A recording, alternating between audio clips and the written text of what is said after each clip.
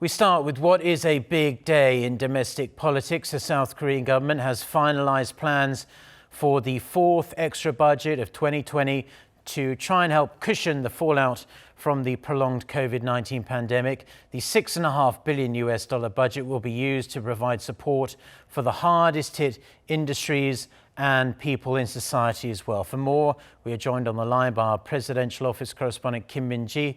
Min-ji, give us the details. Mark, the government's fourth extra budget has been set at 7.8 trillion won, or roughly $6.6 billion. President Moon Jae-in unveiled the specifics during a session of the government's Emergency Economic Council this morning. Now, the budget will be used to finance measures that provide tailored support focused on the vulnerable, including the unemployed young people, freelancers, those on low incomes, merchants, and the self-employed. Now, it will be financed through the issuance of state bonds.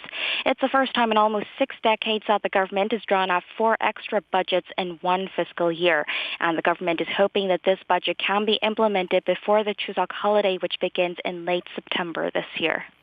Okay, ambitious goal for sure, but this prolonged pandemic has taken a massive toll on the South Korean economy and people's livelihoods as well. Min-ji, what are the measures that the government plans to implement with this particular budget? Well, Mark, breaking it down, about half of it will be used to provide support for the self-employed and merchants that have been hit hardest due to the resurgence of COVID-19. Now, that will include cash payments of up to about $1,700 for some 2.9 million people. And about $1 billion will be used for employment stabilization funds to maintain over 1 million vulnerable jobs, which includes like freelancers and public and temporary workers. Some 880,000 people will benefit from this measure. The government will also be using part of the budget to ease the burden of childcare on families. It will extend childcare vacation periods as well as increase the number of households eligible for childcare allowances.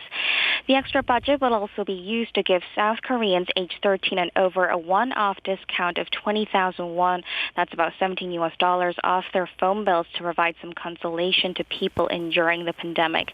Now, President Moon noted that the support may not be enough for those worst affected, but stressed that the choices made aim to maximize the effects of a limited budget. Back to you, Mark.